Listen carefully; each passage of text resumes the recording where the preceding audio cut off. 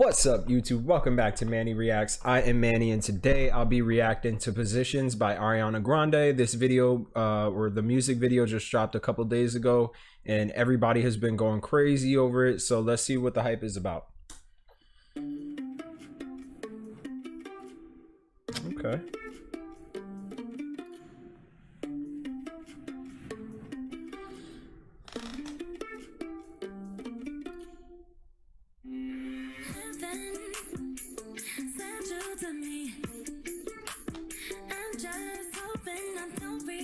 Wait, hold up. Oh, this is pretty dope. This is pretty dope, man. So it looks like this music video takes place in Washington, D.C. I don't know if this is supposed to be like the White House or the Capitol. Yeah, I think that's the White House.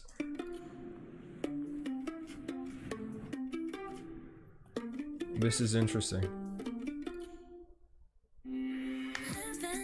I love how her dog is, I think that's her dog. It, you know, it has its own portrait.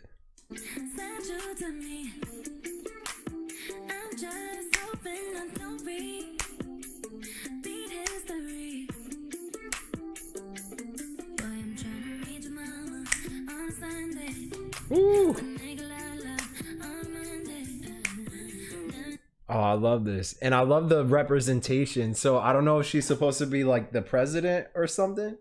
But like the representation of like all different kinds of people in her cabinet is pretty dope, man. I mean, it's a lot more diverse than what we see now with the Trump presidency. Pretty much like all white dudes he has in there, old ass white dudes who are rich as hell. So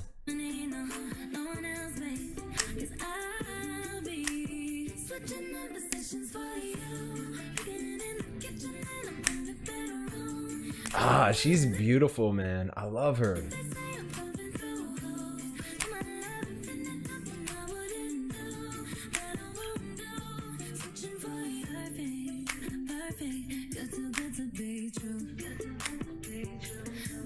Damn, that's real, man. There's some people out there, and I've met like women like this in my life where they were like, I wouldn't say perfect, but like so well-rounded, so wholesome, and I was just like, geez, like you are too good to be true. And more often than not they were. But anyways, I mean, no, I think it's dope how she's kind of breaking a lot of gender barriers in this music video, and how like she's switching positions, right? She's switching positions between you know, cooking and like doing household chores, and also being in a leadership position, being a power broker, being a decision maker, you know. And those two things aren't necessarily mutually exclusive. You know, it doesn't have to be a binary, like either you have to fit into this mold of, you know, what a woman should be, or another. Like, you know, make your own mold, and you know, choose whatever career path you want to go into, whatever your passion is, man. Like, get into that, you know. And don't let the fact that like politics, or maybe you want to go into business, or maybe you want to get into sports, like don't let the fact that these career paths, the fact that they're so male dominated, like don't let that get in your way, you know.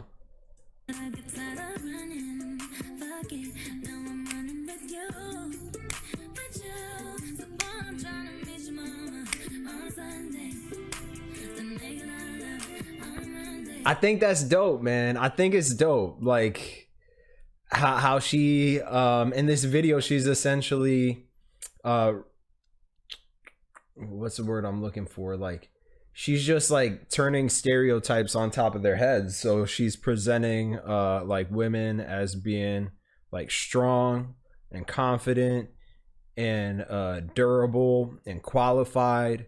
And these aren't necessarily words that we associate with women in our society, because truth be told, we value them less than we do men. So the fact that again, she's just able to present women in such a wholesome, such a comprehensive, such a well-rounded light. And you know, I think that's dope. I think that's dope. And you could see it, you know, the fact that all of her security are women, and these roles are usually, you know, filled by men and stuff like that, because we assume that men are better at providing security and safety and protection than women, and that's not necessarily the case, right?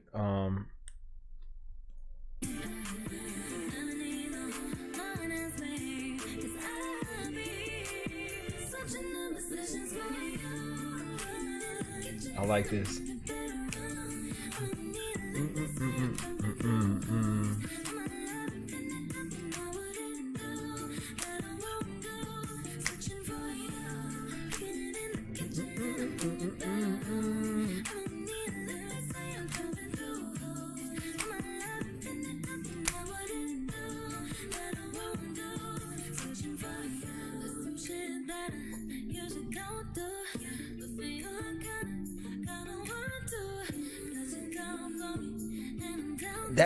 This video is just so dope, man. The symbolism, the messages, the visuals, it's just so dope. And I was just thinking, speaking of visuals, the fact that like Ari in this video, she alternates between wearing like the pantsuit and dresses and stuff like that. That's just another example of like her stepping out of the conventional like gender boundaries that are set for women, so as to say I could wear a dress and I could wear a pantsuit. You know, just because I'm a woman doesn't mean I have to portray myself as being like overly masculine to compensate for my femininity. I could embrace both. You know, and it doesn't mean that I have to wear a dress either to accommodate or appease the male gaze and the male ego. Like I could do both. And I think I just think that's dope. And if there's, I think a lot of this, I don't know what Ari would say, but a lot of this could be inspired by people like AOC and you know, Ilhan Omar and Rashida Tlaib, because these are like real trailblazers in like the history of American politics. I don't think people truly understand or appreciate how unique, how special, how unconventional those, you know, public leaders are. And speaking of like public leaders, I think we could also touch on the dialectic between like being a public leader and a public servant.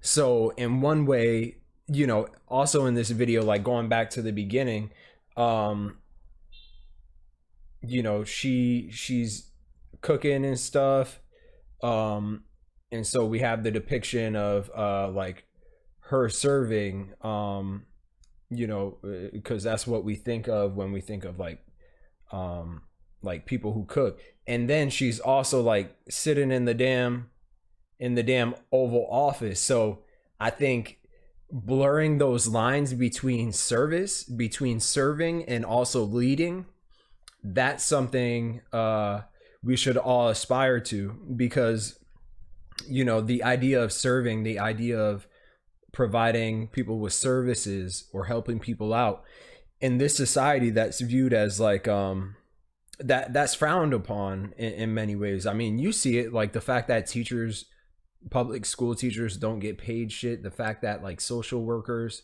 are, you know, woefully undercompensated. These are people who have jobs that involve serving people, that involve serving others.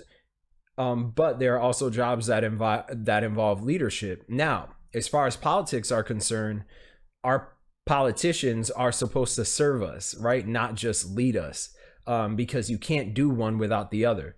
So I think I don't know, the way she blurs those two things, you know, service and leadership in this video. I think it's smart. I think it's brilliant, and I think it's something that, you know, we in society should do more often whenever we think about like people in leadership positions. Like, it's not like you can't you can't lead without serving. You know what I'm saying? You can't lead without you know, helping people out, or, you know, service has to be a part of leadership, a huge part of leadership.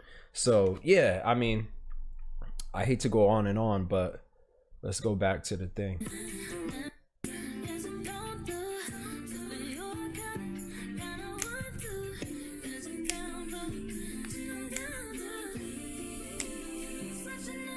See, I love this, man. She doesn't have to like compromise her femininity in order to you know, be a powerful woman. You know, she could go back and forth. She could blur those lines. And I think she's just talking about like the complexity of the human condition at its core. We always want to put things into binaries, like this is, again, this is what a leader should look like, or this is what a servant should look like. This is what a man should look like, and this is how a man should act. This is how a woman should look like. This is how a woman should act. And it's like, no, human beings are far more complex than that. And the reason why we categorize things is so that we could justify certain hierarchies that are in order. You know what I'm saying? And that's wrong. That's wrong.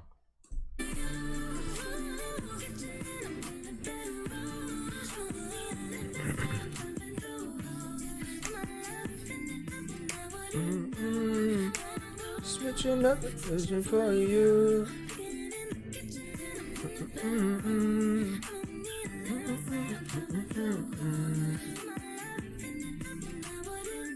Oh, that's fucking dope. And yeah, man, it's just going back to like appreciating our service people, man. I mean, like USPS, like they going through some shit right now. They're you know, the government, or not the government, but Trump and the fucking fascists are trying to like privatize and corporatize USPS. And, you know, if they can't do that, then, you know, they're basically trying to drain them of all of their resources to build up other private competitors like UPS and FedEx. And it's like, that's fucked up. You know what I'm saying? Because USPS provides a vital service to Americans who would have to pay a great deal otherwise to get their mail.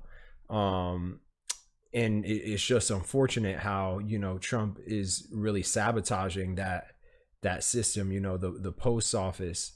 But, you know, it's not surprising because he's doing the same thing with like the EPA and the IRS, right? The EPA, Environmental Protection Agency. He's defunded them, gutted them.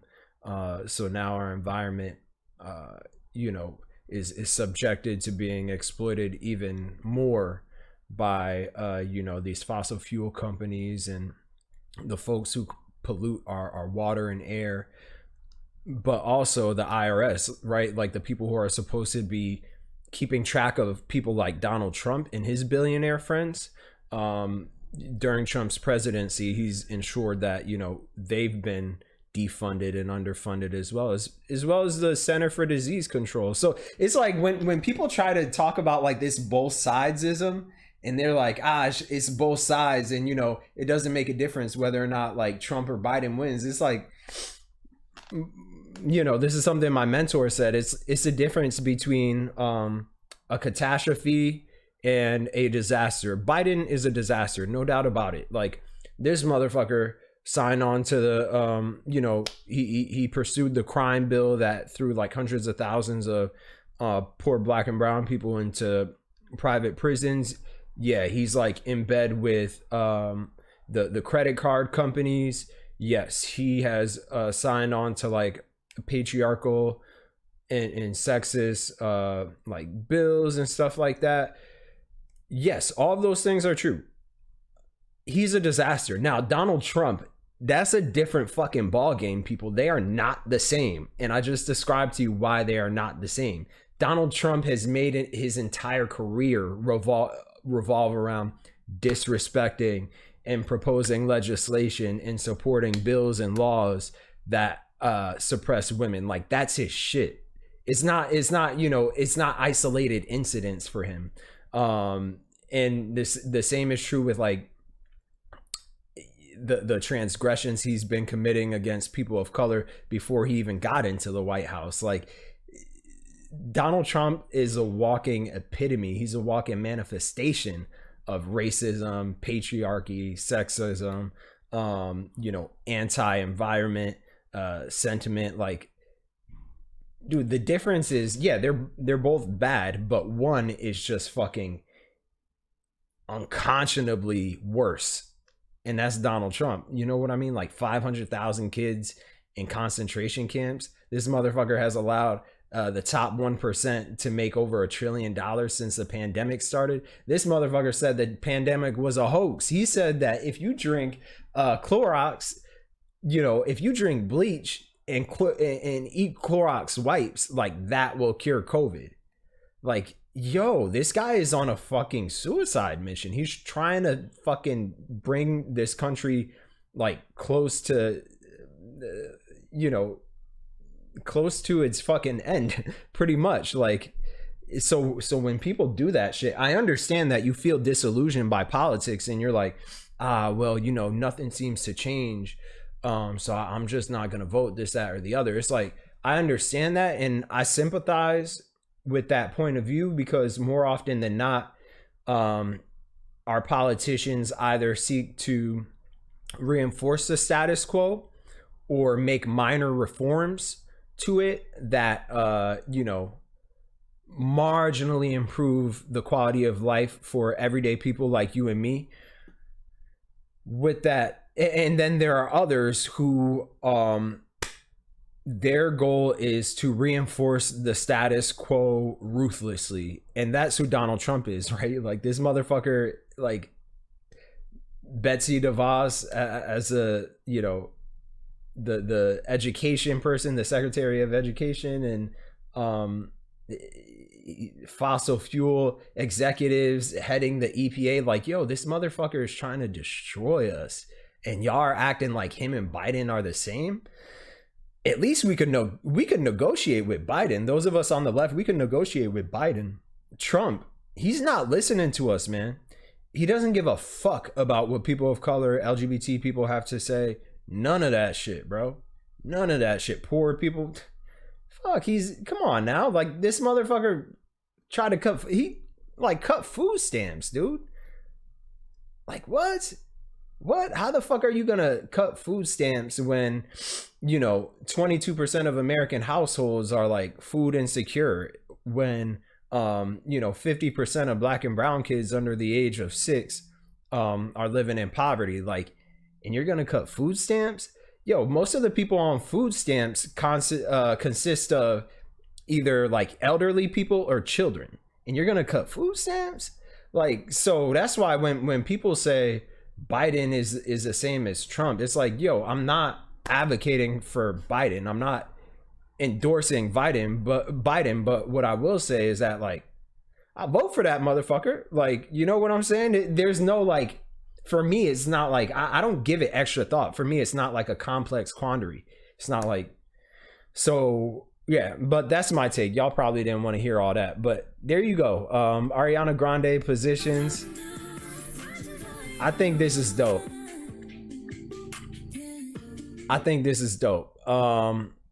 So yeah, if y'all enjoyed this video though, and you have the trans representation here too, this is great. This makes me really happy. And if this reaction video made you happy, or if you enjoyed it, please comment, like, and subscribe. I will see y'all next time. Be safe, be easy.